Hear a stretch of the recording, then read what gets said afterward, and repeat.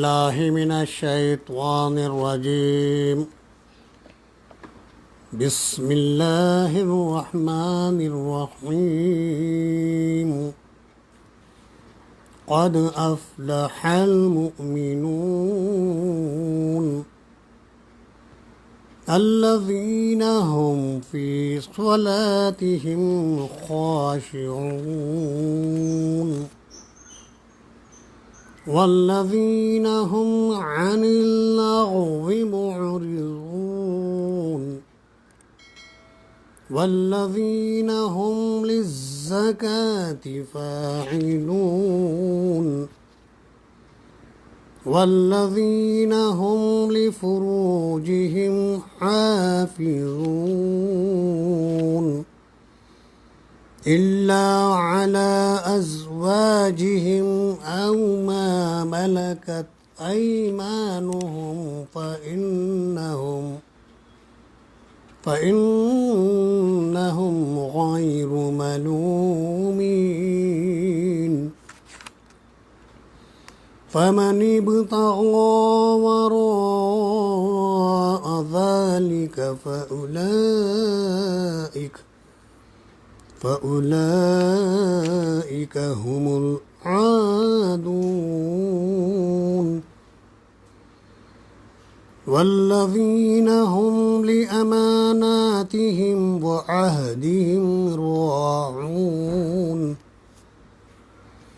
والذين هم على صلواتهم يحافظون.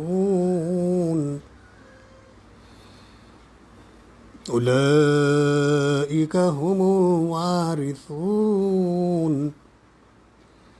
الذين يرثون الفردوس هم فيها خالدون.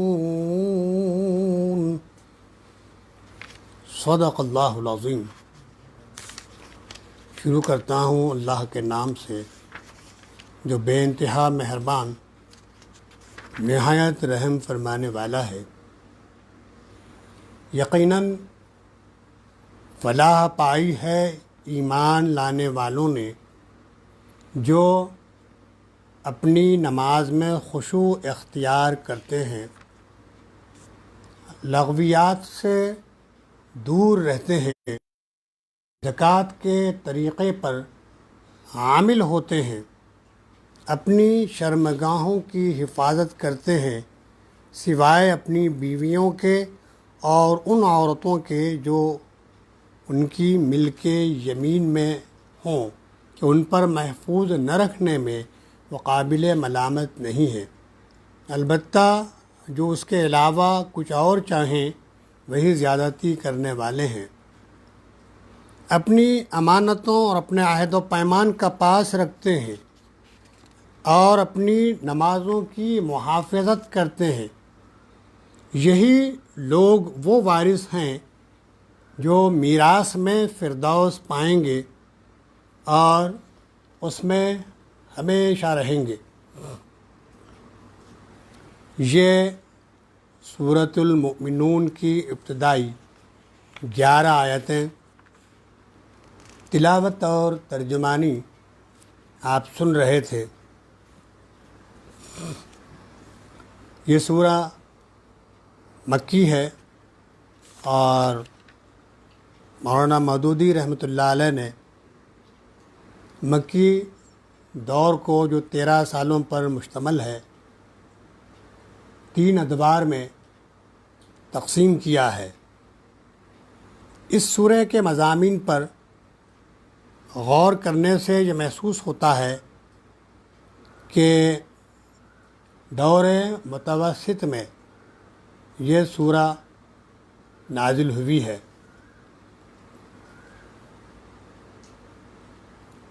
اور ایک بات یہ ہے کہ اگرچہ نبی کریم صلی اللہ تعالی علیہ وسلم اور کفار کے درمیان سخت کشمکش برپا تھی، آپ کی دعوت کو نقصان پہنچانے کے جتنے ذرائع جتنے اسباب ان کو حاصل تھے وہ کوشش کر رہے تھے کہ اس آواز کو دبا دیا جائے جو عقائد و نظریات اور جو نظام زندگی پیش کیا جا رہا تھا اس میں شکوک و شبہات پیدا کیے جائیں، مختلف قسم کے اعتراضات کر کے لوگوں کی توجہ کو ہٹایا جائے اور اس قرآن سے لوگوں کو روکا جائے اور شور و ہنگامہ برپا کیا جائے تاکہ لوگ اطمینان سے اس قرآن کو نہ سن سکیں، کیونکہ جو بھی اس قرآن کو اطمینان اور سکون سے سنتا وہ اس سے متاثر ہوتا، قبول کر لیتا۔ اور پھر جو عقائد پیش کیے جا رہے تھے جیسے توحید ہے، آخرت ہے، رسالت ہے، اس کے متعلق مختلف قسم کے اعتراضات اور سوالات کھڑے کر کے لوگوں کے ذہنوں کو منتشر کرنے کی سازشیں ہو رہی تھیں اور طرح طرح سے بہرحال مسائل کھڑے کیے جا رہے تھے۔ ایسے دور میں ان حالات میں یہ سورہ نازل ہوئی ہے۔ خاص بات یہ ہے کہ مسند احمد میں حضرت فاروق اعظم عمر ابن الخطاب رضی اللہ عنہ کی روایت ہے، کہتے ہیں کہ رسول اللہ صلی اللہ علیہ وسلم پر جب یہ آیتیں نازل ہو رہی تھیں تو میں نزول وحی کی کیفیات کو دیکھ رہا تھا۔ جب آپ اس سے فارغ ہوئے تو آپ نے قبلے کی طرف رخ کیا اور دعا کرنے لگے، مطلب حرم شریف میں یہ آیتیں نازل ہوئی ہیں، اور جب آپ اس سے فارغ ہوئے تو آپ خانہ کعبہ کی طرف رخ کر بیٹھ گئے اور دعا کی انہوں نے۔ دعا بڑی جامع ہے، اس لیے میں اکثر کہتے رہتا ہوں کہ وہ دعائیں جو قرآن مجید میں جن کا ذکر کیا گیا ہے، وہ دعائیں جو نبی کریم صلی اللہ تعالی علیہ وسلم نے جن کا اہتمام کیا ہے، اپنی دعاؤں میں ان کو شامل رکھیں اور انہی بنیاد پر دعاؤں کا اہتمام ہو۔ قرآنی دعائیں اور سنت سے ثابت جو دعائیں ہیں ان کا اہتمام ہو۔ دیکھیے وہ دعا کیا ہے، اللہم زدنا ولا تنقصنا واکرمنا ولا تہنا واعطنا ولا تحرمنا وآثرنا ولا تؤثر علینا وارض عنا وارضنا۔ بڑی جامع دعا ہے، آپ اس پر غور کریں۔ اے اللہ ہمیں زیادہ دے کم نہ کر، ہماری عزت بڑا ذلیل نہ کر، ہم پر بخشش فرما محروم نہ کر، ہمیں دوسروں پر ترجیح دے، ہم پر دوسروں کو ترجیح نہ دے، ہم سے راضی ہو اور ہمیں بھی اپنی رضا سے راضی کر دے۔ اس کے بعد فرمایا کہ عمر آج مجھ پر 10 آیتیں ایسی نازل ہوئی ہیں کہ جو شخص ان 10 آیات کے معیار پر پوری طرح اتر جاتا ہے، جو شخص ان پر پورا عمل کرنے لگتا ہے، آئے گا جنت الفردوس کا وارث قرار پائے گا۔ اس کے بعد آپ نے یہ آیتیں پڑھ کر سنائیں جن کی میں نے ابھی تلاوت کی، ابن کثیر میں اس کا حوالہ دیا گیا ہے۔ اور ایک روایت ہم کو اس سلسلے کی یہ ملتی ہے کہ ایک صحابی آئے اور انہوں نے حضرت عائشہ صدیقہ رضی اللہ عنہا سے نبی کریم صلی اللہ علیہ وسلم کے خلق یعنی آپ کی عادات مبارکہ کے بارے میں سوال کیا کہ کیسا تھا، کیا تھا؟ تو انہوں نے فرمایا کیا تم نے قرآن نہیں پڑھا؟ تو وہ کہتے ہیں کہ ہاں ہم نے قرآن پڑھا ہے۔ تو جواب میں وہ ارشاد فرماتی ہے کہ آپ کا خلق یعنی طبعی عادتیں وہ تھیں جو قرآن میں ہیں۔ اور اس کے بعد آپ نے یہ 10 آیتیں تلاوت فرمائیں سورۃ المؤمنون کی، بس یہی خلق اور عادات تھی رسول اللہ صلی اللہ علیہ وسلم کی۔ اس کو بھی ابن کثیر نے بیان کیا ہے۔ اس میں اور ایک بات یہ ہے کہ وہ زمانہ اگر آپ اس پر غور کریں جس میں یہ آیتیں نازل ہوئی ہیں تو وہ کیسا تھا، جس میں یہ تقریر کی گئی بڑی جامع اور مختصر۔ اس وقت ایک طرف دعوت اسلامی کے مخالف سرداران مکہ تھے، جس میں عتبہ شیبہ تھا، نضر ابن حارث تھا، عاص ابن وائل تھا، ابو جہل تھا، ابو لہب تھا، ولید بن مغیرہ تھا، اور ایسے تقریباً 15 نام ہم کو ملتے ہیں تاریخ میں جو نبی کریم صلی اللہ علیہ وسلم کی مخالفت میں پیش تھے، اور معاشی لحاظ سے بہرحال ان کا اثر تھا۔ یہ سردار تھے، اپنے اپنے قبیلوں کے سردار تھے، ذمہ دار تھے، ان کی تجارتیں چمک رہی تھیں، ان کے پاس دولت کی ریل پیل تھی، ان کے پاس غلاموں کا ریلا تھا، اور اولادیں تھیں، مال و اسباب تھے، وسائل و ذرائع تھے، اور خوشحالی کے دنیاوی خوشحالی کے سارے لوازم میسر تھے۔ اور دوسری طرف صورتحال یہ تھی کہ دعوت اسلامی کے پیرو، جن میں سے اکثر تو پہلے ہی غریب تھے، یہ عمار، یہ یاسر، یہ سمیہ، اور یہ بلال، اور یہ صہیب رضوان اللہ تعالی علیہم اجمعین۔ اس کے علاوہ سعد بن ابی وقاص رضی اللہ عنہ، حضرت مصعب ابن عمیر رضی اللہ عنہ، حضرت ابو بکر صدیق رضی اللہ عنہ، یہ پہلے سے معاشی لحاظ سے مستحکم تھے، لیکن جب مسلمان ہوئے، اسلام قبول کیا، اس دعوت کو قبول کیا، تو پھر کچھ مسائل کھڑے ہو گئے معاشی۔ سعد بن ابی وقاص رضی اللہ عنہ، ان کے بارے میں تو یہ بات ملتی ہے کہ یہ لوہاری کا کام کرتے تھے، لوگ ان سے کام لیتے، معاوضہ نہیں دیتے، ان کو نقصان پہنچانے کی کوشش کرتے، مطلب ان کو پریشان کرتے۔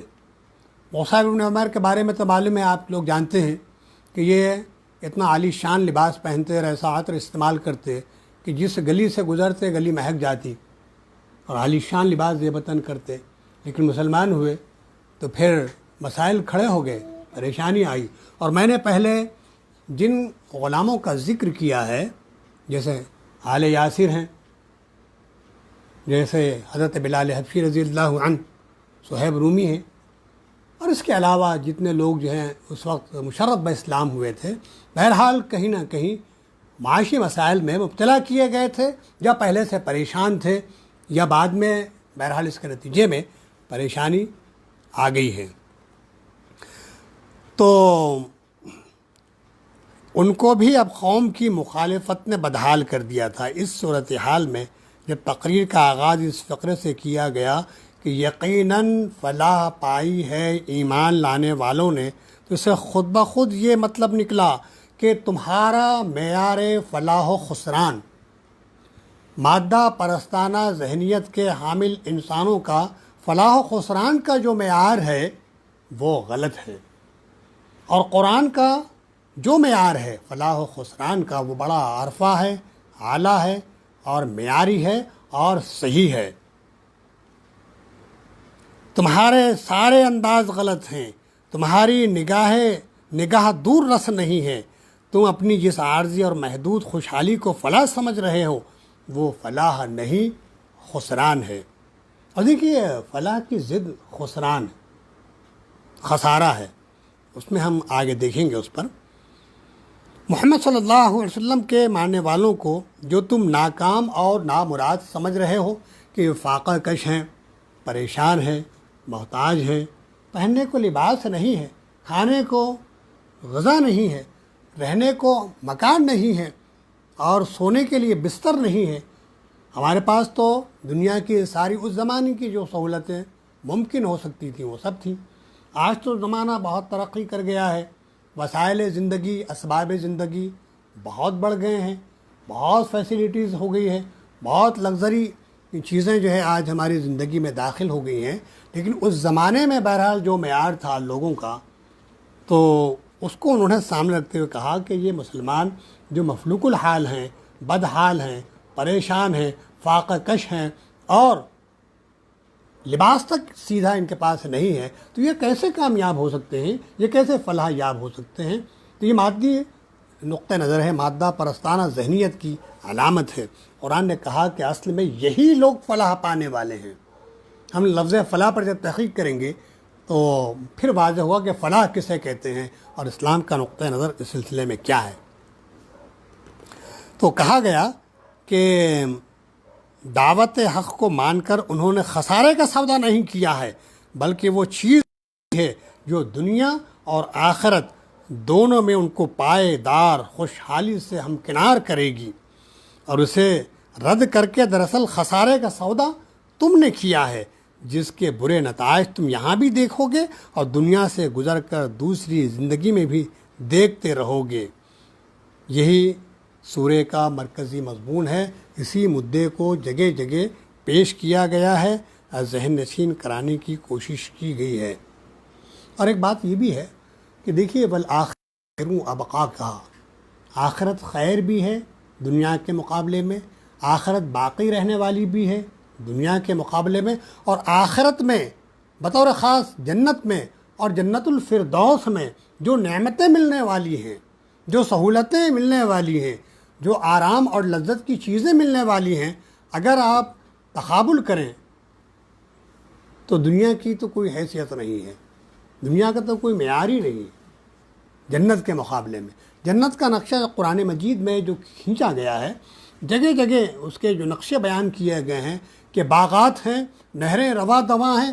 نہریں کیسی ہیں؟ شہد کی ہے، پاکیزہ پانی کی ہے، دودھ کی ہے، شراب طہور کی ہے، اور اس کی منڈیر کائے کی، سونے کی ہے، اس میں ریت ہیرے جواہرات اور موتیوں کی ہے، آب خورے چاندی کے سجے ہوئے ہیں، اور پلیٹیں سونے کی ہیں، اور ما تشتہی ما تدعون کے الفاظ قرآن مجید میں آئے ہیں۔ جو تمہاری خواہش ہوگی، جو تمہاری آرزو اور تمنا ہوگی، جو تمہاری اشتہا ہوگی، جو تم طلب کرو گے، جو تم مانگو گے، فوراً تم کو فراہم کر دی جائے گی، میسر ہوگی۔ اس کے لیے کوئی تاخیر نہیں ہوگی، اس کے لیے کوئی جو ہے دشواری پیش نہیں آئے گی۔ ادھر تمہاری آرزو اور ادھر تمہارے سامنے وہ چیزیں تم کو حاصل ہے۔ عالی شان قسم کا لباس، حریر، دیبا، ریشم کا، انتہائی خوبصورت، میلا ہونے والا نہیں ہے، انتہائی جاذب نظر وہ لباس تم زیب تن کرو گے۔ ہاتھوں میں سونے کے کنگن ہوں گے، چاندی کے کنگن ہوں گے، اور گاؤ تکیے لگا کر آمنے سامنے بیٹھے ہوں گے، اور محل عالی شان محل ہوں گے جس کا ہم اس دنیا میں تصور نہیں کر سکتے ہیں۔ جنت میں اور وہ چیزیں بھی ملیں گی جو ہم نے دنیا میں نہیں دیکھی ہیں، اور دنیا میں جو چیزیں ہم دیکھ رہے ہیں اس کے مقابلے میں آخرت میں وہ چیزیں جو ملنے والی ہیں بہت ہی معیاری رہے گی۔ اور یہاں تو ہم دیکھتے ہیں کہ جو فروٹ ہم کھا رہے ہیں، اب افطاری میں جو فروٹ آ رہے ہیں، کتنی ادویات اس میں استعمال ہو رہی ہیں، پھوڑ کے دیکھو تو اس میں علائیاں نکل رہی ہیں، بیجوں کے درمیان الائی بھی رقص کر رہی ہے۔ آپ اگر تربوز کو کھول کر دیکھیں گے، تربوز کو کاٹ کر دیکھیں گے تو اس میں بیجوں کا بھی جو ہے جمگٹا ہے، اس کے درمیان علائیاں بھی رقص کر رہی ہیں۔ اگر آپ جو ہے خربوزوں کو دیکھیں گے تو اس میں بھی جو ہے دنیا بھر کے تماشے آپ کو نظر آئیں گے، اسی رنگ کے کیڑے ہیں جو رقص کر رہے ہیں۔ اور اس کے علاوہ چیکو دیکھو، جو بھی پھل آپ دیکھیں گے تو بہرحال وہ پاؤڈر میں، نقلی پاؤڈر میں، کیمیکل میں پکے ہوئے چیزیں، لیکن وہاں جنت میں ایسی اعلیٰ قسم کی چیز ملے گی۔ اب یہاں پانی پیتے ہیں، یہاں پانی میں اتنا تعفن ہے، اتنے جراثیم ہیں، اتنے مسائل ہیں کہ ہم اس کا ذکر کرنے بیٹھیں تو ایک الگ ٹاپک شروع ہو جائے گا۔ لیکن جنت میں جو پانی ملے گا وہ پانی وہ کبھی میلا ہونے والا نہیں، خراب ہونے والا نہیں، اس میں سڑاند نہیں، اس میں تعفن نہیں۔ جو دودھ ملے گا وہ دودھ میں بھی وہ ساری خوشبوئیں رہیں گی جن کا ہم تصور بھی نہیں کر سکتے ہیں۔ بہرحال شہد کی بھی نہر ہے، دودھ کی بھی نہر ہے، پانی کی بھی نہر ہے، شراب طہور کی بھی نہر ہے۔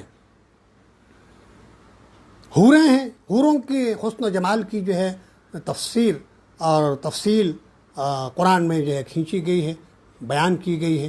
اس کو آپ دیکھیں تو بہرحال موازنہ کر کے دیکھیں تو دنیا اور آخرت میں بہرحال بہت فرق ہے۔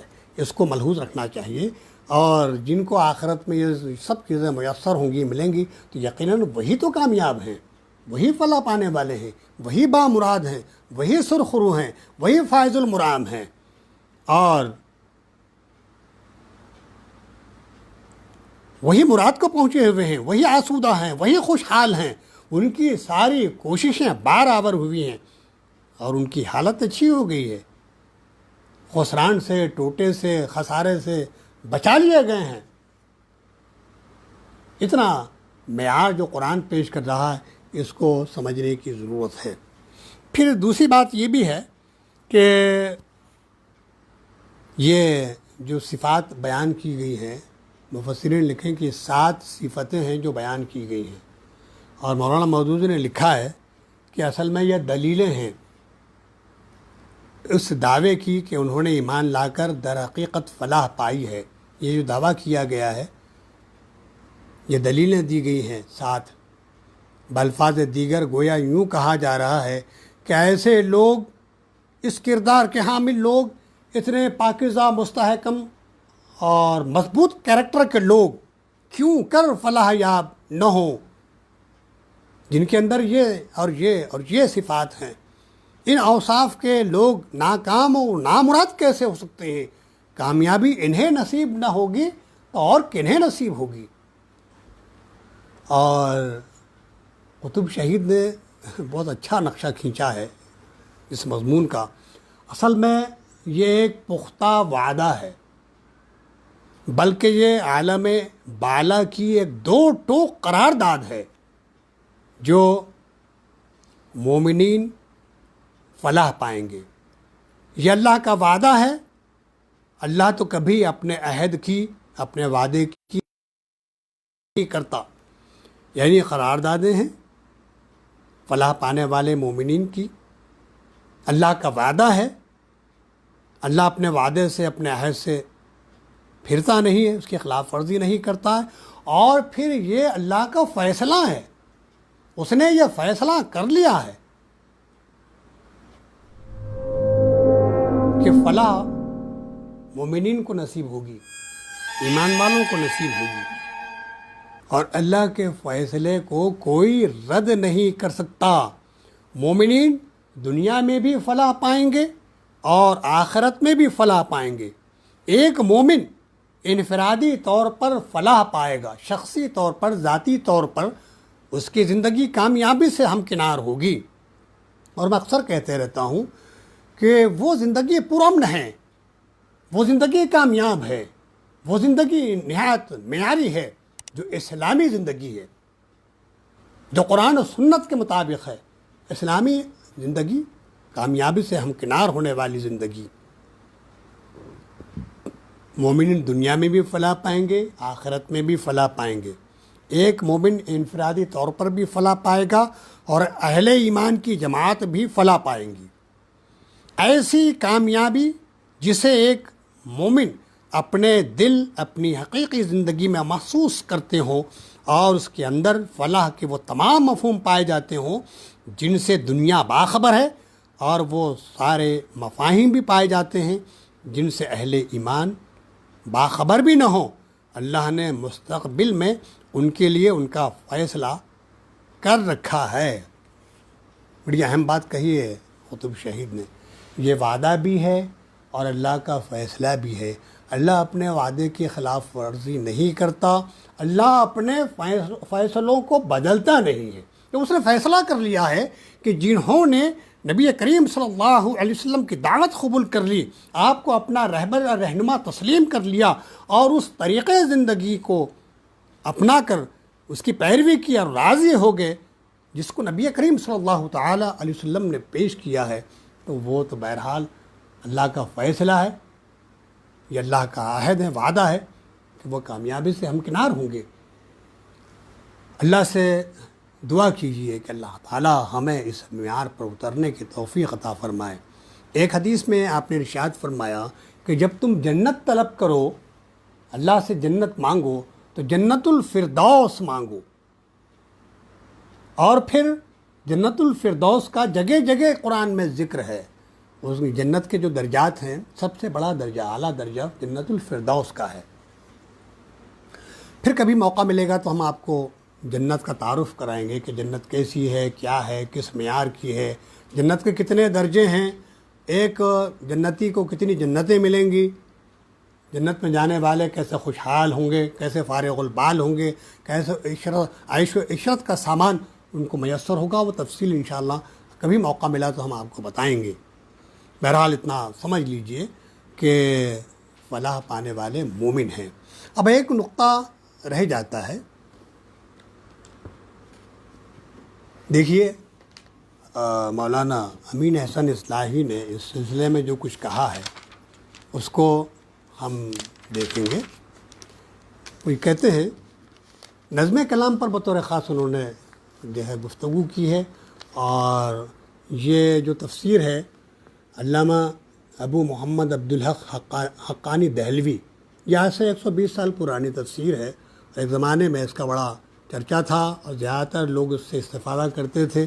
ابن کثیر اور یہ تفسیر، یہ سب بات کی تفسیریں ہیں، تدبر ہو، تفہیم ہو، یا فی ظلال القرآن ہو، یا اور دوسری تفسیریں جو اردو میں آج اویلیبل ہیں، یہ بات کی تفسیریں ہیں۔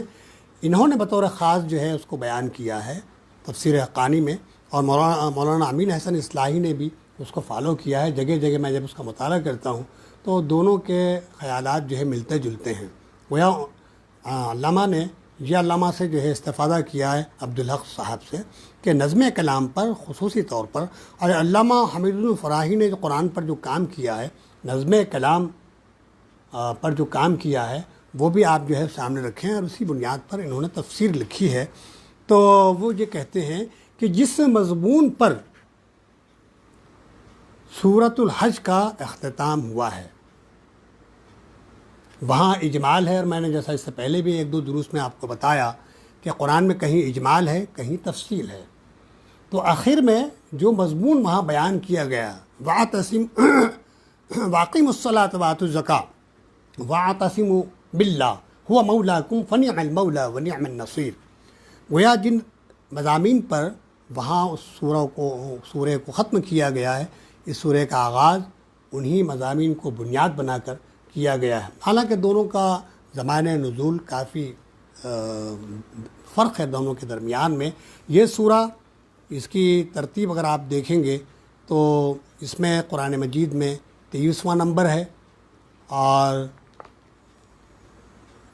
جو توقیفی نمبر ہے، یعنی لوح محفوظ میں قرآن کی جو ترتیب ہے اس ترتیب کو آپ دیکھیں تو اس کا نمبر جو ہے 74 ہے سورہ مومنون کا، اور اس کا نمبر 103 ہے، یعنی وہ مدینہ میں نازل ہوئی ہیں، اور تقریباً یہ ہے دیکھیے 26 اور 3 29 صورتوں کا فرق ہے دونوں کے درمیان، لیکن مضامین کا تال میل ہونے کی وجہ سے بہرحال قرآنی جو ترتیب ہے لوح محفوظ میں اس کو ملحوظ رکھا گیا ہے، اور یہاں اس ترتیب کے حساب سے تفسیر بھی جو ہم کو ملتی ہے۔ سورہ حج جس مضمون پر تمام ہوئی، اسی مضمون سے اس سورہ کا آغاز کیا گیا ہے۔ ساتھ ہی اللہ کے رسول نے دین حق کی گواہی جس طرح تم پر دی ہے، اسی طرح تمہارا فرض ہے کہ یہ گواہی تم خلق پر دو۔ ساتھ ہی اس منصب کی ذمہ داریوں سے عہدہ برآں ہونے کے لیے جن باتوں پر عمل کرنا ضروری ہے، مثلاً اہتمام نماز، ادائی زکوٰۃ، توکل علی اللہ، ان کی ہدایت فرمائیے۔ اب اس سورہ کو پڑھیے تو بالکل اسی مضمون سے اس طرح شروع ہو گئی ہے، گویا یہ اس کا تکملہ ہے۔ سورہ حج کی آخری اور سورہ آیات نے ایک حلقہ اتصال کی صورت اختیار کر لی ہے۔ مضمون کے اعتبار سے بھی دونوں صورتوں میں کوئی اصولی فرق نہیں ہے، صرف اسلوب بیان اور نہج استدلال کا فرق ہے۔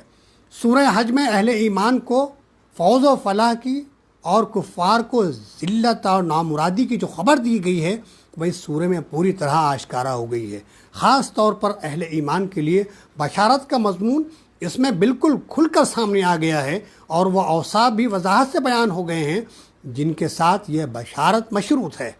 اسی طرح کفار پر بھی یہ حقیقت اچھی طرح واضح کر دی گئی ہے کہ تمہیں ذلت جس کی خبر دی جا رہی ہے، جس ذلت کی خبر دی جا رہی ہے وہ لازماً پیش آ کر رہے گی، اور آفاق اور انفس اور تاریخ کی شہادت یہی ہے۔ لیکن اللہ تعالیٰ نے اس دنیا کو امتحان کا گھر بنایا ہے، اس وجہ سے اس میں اہل ایمان کی آزمائش بھی ہوتی ہے، اہل کفر کو ڈھیل بھی دی جاتی ہے، لیکن یہ عارضی وقفے ہیں، بالآخر حق ہی کا بول بالا ہوگا اور اہل باطل نامراد ہوں گے۔ پھر ان آیات کی تفسیر بیان کرتے ہوئے کہ لفظ مومنون عام ہے، لیکن یہاں اس کی مصداق اول وہی اہل ایمان ہیں جو اس دور میں حق کی خاطر ہجرت اور جہاد کی بازیاں کھیل رہے تھے۔ فرمایا کہ وہ فائز المرام ہوئے۔ یہ بشارت ہے تو مستقبل سے متعلق، لیکن اس کو تعبیر ماضی کے صیغے سے فرمایا ہے، جس سے مقصود اس کی قطعیت کا اظہار ہے، اس لیے کہ جب اللہ تعالیٰ کے ہاں ایک بات کا فیصلہ ہو چکا تو گویا وہ بات واقع ہو چکی ہے۔ یہاں جس فلاح کی بشارت ہے اس کا حقیقی ثمرہ تو فلاح آخرت ہے، وہی اصل چیز ہے، اور اہل ایمان کا نصب العین ہمیشہ وہی ہوتا ہے، لیکن اس کے اندر تمکن فی الارض کی وہ بشارت بھی مضمر ہے جو پچھلی سورہ حج میں دی گئی ہے، لیکن اس کا ذکر چونکہ پچھلی سورہ میں وضاحت سے ہو چکا ہے، اس وجہ سے اس سورہ میں اصل انعام یعنی فردوس کا ذکر ہوا ہے، دوسری چیزیں اس کے تحت خود بخود آ گئی ہیں۔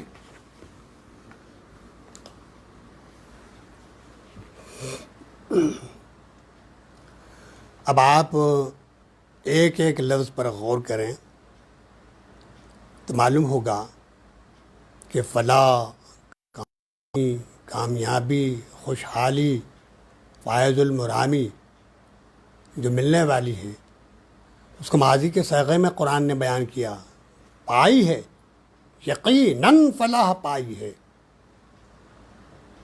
ایمان والوں نے۔ ڈاکٹر اسرار احمد صاحب نے ایمان پر بہت تفصیل سے گفتگو کی ہے، تھوڑی دیر کے لیے ہم اس پر غور کریں اور بقیہ مضامین جو اگلی آیات میں صفات کے طور پر ہم کو ملتے ہیں انشاءاللہ ہم اس پر غور کریں گے۔ پہلے ایمان کو، ایمان کی حقیقت کو، ایمان کی اہمیت کو ہم سمجھ لیں، اس لیے کہ مولانا شفیع عثمانی صاحب نے اپنی تفسیر میں ذکر کیا ہے کہ صفات تو یہاں پر 7 بیان کی گئی ہیں، لیکن سب سے پہلی جو صفت ہے وہ ایمان کی ہے، اس کو بھی اگر ہم کاؤنٹ کر لیں تو گویا 8 صفات ہو جاتی ہیں۔ ایک انسان کو ہم سامنے رکھیں اور اس کی صفات پر غور کریں تو ایمان سے 8 صفات ہو گئی ہیں جو کامرانی سے ہمکنار ہونے والے کسی شخص کے لیے بیان کی گئی ہیں۔ تو سب سے پہلے ایمان کا ذکر ہے، ہم اس پر غور کریں گے، انشاءاللہ بقیہ آیات ہیں پھر اگلے دروس میں ہم اس کو سمجھنے کی کوشش کریں گے۔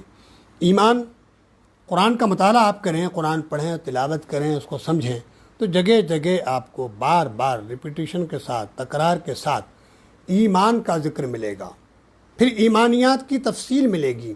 ایمان کیا ہے، ایمان کی حقیقت کیا ہے، اس کی تفصیل کیا ہے، اس کے تقاضے کیا ہیں، اس کا معیار کیا ہے، قرآن میں جگہ جگہ اس کو بیان کیا گیا ہے۔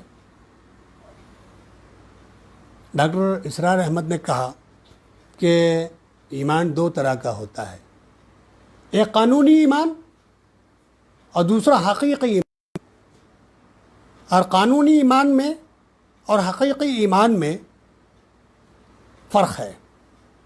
آپ دیکھیے ہمارے مجمل پڑھتے ہیں تو اس میں کہتے ہیں کہ اقرار باللسان و تصدیق بالقلب، تو یہ قانونی ایمان اقرار باللسان سے شروع ہوتا ہے، وہ ایمان جو لبوں پر رقص کرتا ہے، جو زبان پر گردش کرتا ہے، وہ اقراری ایمان، وہ قانونی ایمان۔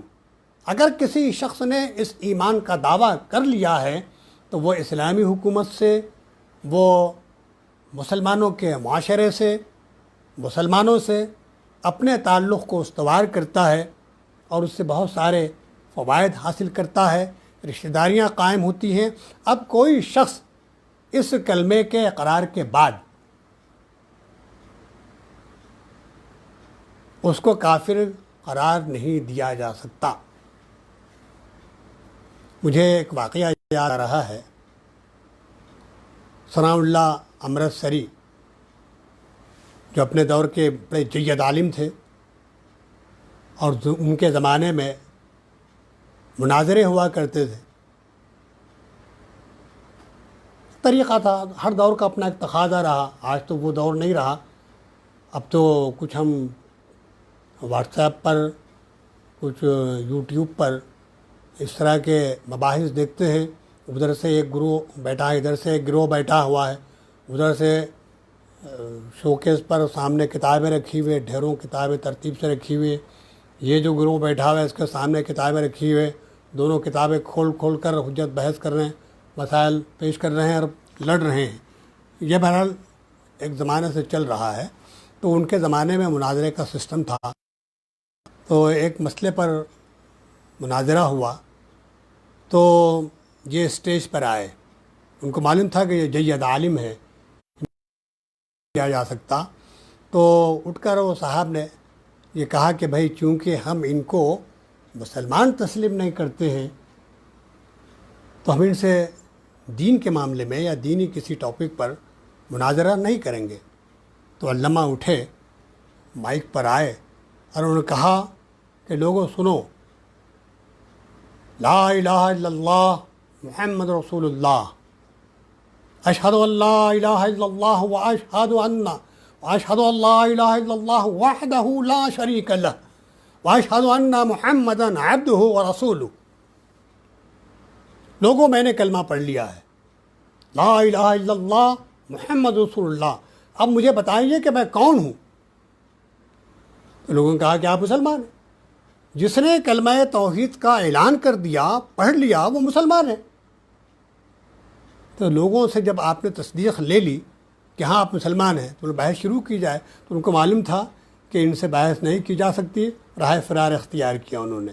اب اس سے انداز لگائیں کہ جو لوگ اپنے کلمے کا، اپنے ایمان کا اظہار کرتے ہیں، کہتے ہیں کہ میں مسلمان ہوں، میں کلمہ توحید کو مانتا ہوں، میں اسلام کو مانتا ہوں، میں قرآن کو مانتا ہوں، تو پھر آپ کو اس کے دل کو ٹھنے کی، اس کے اندر جھانک کر دیکھنے کی ضرورت نہیں ہے، اب گنجائش بھی نہیں ہے۔ آپ کسی کے اندرونی کیفیت کو نہیں جان سکتے ہیں، یہ تو معاملہ جو ہے اللہ کو معلوم ہے۔ تو جو زبان کا اقرار کرتا ہے، زبان سے اقرار کرتا ہے، وہ قانونی ایمان ہے، اس کے نتیجے میں وہ مسلمان قرار پاتا ہے۔ اور امام بخاری نے کہا کہ نہ ایمان گھٹتا ہے نہ ایمان بڑھتا ہے، یہ قانون کی بات ہے، کیونکہ فقہ کے امام ابو حنیفہ نے کہا کہ نہ ایمان گھٹتا ہے نہ بڑھتا ہے، لیکن امام بخاری نے کہا کہ ایمان گھٹتا بھی ہے اور ایمان بڑھتا بھی ہے۔ تو ڈاکٹر اسرار احمد نے یہ دلیل دے کر کہا کہ ہمارے یہ دو بزرگوں کے درمیان جو تھوڑا سا اختلاف ہوا کہ ایک صاحب کہتے ہیں ایمان گھٹتا بھی نہیں ہے بڑھتا بھی نہیں ہے، تو یہ قانونی ایمان ہے، اور ایک صاحب کہتے ہیں کہ ایمان گھٹتا بھی ہے بڑھتا بھی ہے، تو کہا کہ یہ حقیقی ایمان ہے۔ اور خود قرآن مجید میں بھی اس کا ذکر کیا گیا ہے کہ جب ان کے سامنے اللہ کے کلام کی تلاوت کی جاتی ہے تو ان کا ایمان بڑھ جاتا ہے۔ رمضان کا مہینہ آتا ہے تو ایمان کی کیفیت بڑھ جاتی ہے، اعمال کی کیفیت بڑھ جاتی ہے، اور ایمان گھٹنے اور بڑھنے کی جو ہے کیفیت خود قرآن و حدیث سے ثابت ہے۔ تو بہرحال قانونی ایمان ہے، اور قانونی ایمان دنیا میں کام آتا ہے۔ ڈاکٹر صاحب نے کہا قانونی ایمان دنیا میں کام آتا ہے، اور یہ قرآن باللسان سے شروع ہوتا ہے۔ اور دوسرا ایمان ہے وہ حقیقی ایمان ہے، جو تصدیق بالقلب والا ایمان ہے، اور جو آخرت میں کام آتا ہے، آخرت میں تقرب الہی کا ذریعہ بنتا ہے، اس کے وارث بننے کا ذریعہ بنتا ہے، نجات کا ذریعہ بنتا ہے، کامیابی کا ذریعہ بنتا ہے، اور اسی کی بنیاد پر اس کی نجات کا سامان ہوتا ہے۔ وہ حقیقی ایمان ہے جو تصدیق بالقلب والا ہے۔ اسی لیے علامہ اقبال نے کہا، خرد نے کہہ بھی دیا لا الہ تو کیا حاصل، دل و نگاہ مسلمان نہیں تو کچھ بھی نہیں۔ اور بعض لوگ یوں بھی کہتے ہیں کہ زبان سے کہہ دیا، زبان سے کہہ بھی دیا لا الہ تو کیا حاصل، دل و نگاہ مسلمان نہیں تو کچھ بھی نہیں. آپ کا دل مسلمان ہو، آپ کی نظر مسلمان ہو، آپ کا عقیدہ اسلامی ہو، آپ کی سوچ اسلامی ہو، آپ کا فکر و عمل اسلامی ہو، آپ کی پوری زندگی اسلامی ہو، آپ اندر سے اسلام کے پیروکار ہوں، باہر سے بھی اسلام کے پیروکار ہوں، اور روحانی لحاظ سے آپ مومن مسلم ہوں، اور اخلاقی اور تہذیبی اور تمدنی لحاظ سے آپ مومن و مسلم ہو. جس زاویے سے آپ کو دیکھا جائے آپ مسلمان نظر آئیں، جدھر سے آپ کو دیکھا جائے آپ مسلمان نظر آئیں، آپ کو دیکھ کر اللہ یاد آ جائے، وہ معیار پیدا کرنے کی ضرورت ہے، اور وہ حقیقی ایمان کے نتیجے میں وہ معیار آتا ہے. اور پھر انہوں نے کہا کہ اقرار باللسان اور تصدیق بالقلب. آپ دیکھیے زبان اور دل کے درمیان کچھ زیادہ فرق نہیں ہے. انہوں نے کہا کہ یہ صرف ایک بالشت کا فرق ہے، ایک بالشت کا. زبان سے دل کا جو فاصلہ ہے وہ ایک بالشت کا ہے، لیکن اگر اس پر غور کریں، اس کی حقیقت پر غور کریں تو ایک طویل فاصلہ ہے.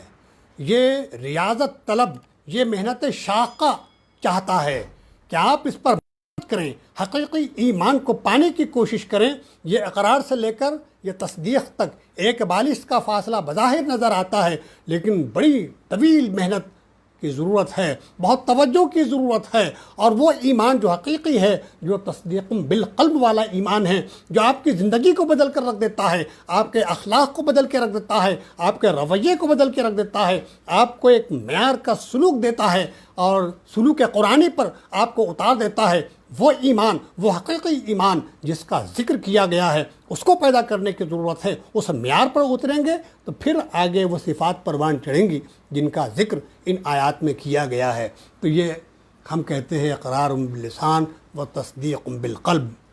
دیکھیے آپ آمنت باللہ کما ہوا باسمائہ و صفاتہ و قبلت جمیع احکامہ، اقرار باللسان و تصدیق بالقلب. یہ سب باتیں ایمان مجمل میں بیان کر دی گئی ہیں. اور پھر والقدر خیرہ و شرہ من اللہ تعالی والبعث بعد الموت. یہ ایمانیت کے جو مختلف عنوانات اس ایمان مجمل میں بیان کیے گئے ہیں، اس میں تصدیق بالقلب، اقرار باللسان اور تصدیق بالقلب. اسی لیے اللہ کے رسول صلی اللہ تعالیٰ علیہ وسلم نے ارشاد فرمایا کہ انسان کے جسم میں گوشت کے دو لوتھڑے ایسے ہیں، وہ سنور جائیں تو پوری زندگی سنور جاتی ہے، وہ نکھر جائیں تو پوری زندگی نکھر جاتی ہے، وہ سدھر جائیں تو پوری زندگی سدھر جاتی ہے. اور اگر ان دو لوتھڑوں میں فساد پیدا ہو جائے، اس میں وہ ڈیمیج ہو جائیں، اس کو نقصان پہنچ جائے، وہ خراب ہو جائیں تو پوری زندگی خراب ہو جاتی ہے، پوری زندگی جو ہے بگاڑ کا شکار ہو جاتی ہے. ایک ہے زبان، دوسرے ہے دل. تو دل کی تصدیق والا جو ایمان ہے وہ حقیقی ایمان ہے. اس کو پانے کی، اس کو حاصل کرنے کی، اس پر محنت کرنے کی ضرورت ہے. ہم لوگ کہتے ہیں بھی ایمان والی لائن پر محنت ہو رہی ہے، ایمان والی لائن پر محنت کرنا چاہیے. تو ہاں، یہ ایمان والی لائن پر محنت ضروری ہے، اور یہ قرآن کے مطالعے کے نتیجے میں ہوگی، قرآن کو پڑھنے کے نتیجے میں ہوگی، قرآن کو سمجھنے کے نتیجے میں ہوگی. اور نبی کریم صلی اللہ تعالی عقیدہ، محبت، خلوص اور اتباع رسول، یہ سارے عنوانات کے تحت اگر آپ محنت کریں گے تو وہ حقیقی ایمان پیدا ہوگا، وہ ایمان کی حلاوت، وہ ایمان کی چاشنی پیدا ہوگی جو مطلوب ہے. تو بہرحال ایسا ایمان جب پروان چڑھتا ہے، ایسا ایمان جب راسخ ہوتا ہے، ایسا ایمان جب مستحکم ہوتا ہے ہمارے سینے میں، تو ہمارے اعمال کو بدل کے رکھ دیتا ہے، ہمارے اعضاء اور جوارح پر کنٹرول کر کے اس کو بتاتا ہے کہ آپ کو کون سے کام انجام دینے ہیں. پھر دیکھیے یہ ایمان ہے تو یقیناً اس کے اثرات اعمال صالحہ کی شکل میں آتے ہیں. تو آمنو وعملوا الصالحات، آمنو وعملوا الصالحات، بار بار قرآن مجید میں اس کا ذکر ہے. ایمان والے، عمل صالح اختیار کرنے والے. ایمان کے بعد فوری طور پر اعمال صالحہ کا ذکر ہے. تو یہ ایمان کیا ہے؟ اصل میں ایک حقیقت ہے، اور اعمال صالحہ اس کے ایک دلیل ہے. یہ ایمان، حقیقی ایمان ایک دعویٰ ہے، اور اعمال صالحہ اس کی دلیل ہے، کا ثبوت ہے کہ واقعی یہ شخصیت جو دعویٰ کرتی ہے اس کے معیار پر پوری طرح اتری ہوئی ہے. تو یہ ہے اصل میں ایمان، جس کو پانے کی، جس کو حاصل کرنے کی ہمیں محنت کرنی چاہیے. اور ہمارے اعمال پر اثر انداز ہونے والا یہی ایمان ہے۔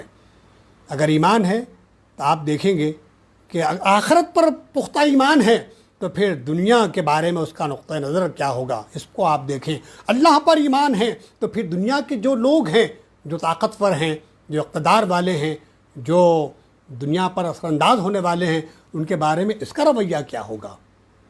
جو اللہ کے رسول صلی اللہ علیہ وسلم پر پختہ ایمان ہے تو پھر وہ لوگ جو دنیا میں اپنا اثر و رسوخ قائم کرتے ہیں، اس کے بارے میں اس کا نقطہ نظر کیا ہوگا۔ اب جس پہلو سے آپ غور کریں گے تو معلوم ہوگا کہ یہ اہل ایمان جو حقیقی ایمان والے ہیں، ان کی زندگی بہت معیاری ہوتی ہے، اور وہ لوگ جو یا تو دعوے کے حد تک مسلمان ہیں یا وہ لوگ جو اس نعمت سے محروم ہیں، دونوں کی زندگی میں زمین و آسمان کا فرق ہے۔ اللہ سے دعا کرتا ہوں کہ اللہ تعالیٰ ہمیں وہ حقیقی ایمان حاصل کرنے، اس پر محنت کرنے، توجہ دینے اور اس معیار کو پانے کی اللہ ہمیں توفیق دے، قوت دے، صلاحیت دے، موقع دے، ہدایت دے، اور سارے وسائل و ذرائع ہمارے لیے اس راہ میں فراہم کرے اور آسانی ہو اس راہ میں چلنے پر۔ اور اس سلسلے میں جو کردار وجود میں آتا ہے، تشکیل پاتا ہے، اس کی جھلکیاں جو اگلی آیات میں بیان کی گئی ہیں، انشاءاللہ ہم اس کو تفصیل سے دیکھیں گے۔ وآخر دعوانا ان الحمد للہ رب العالمین۔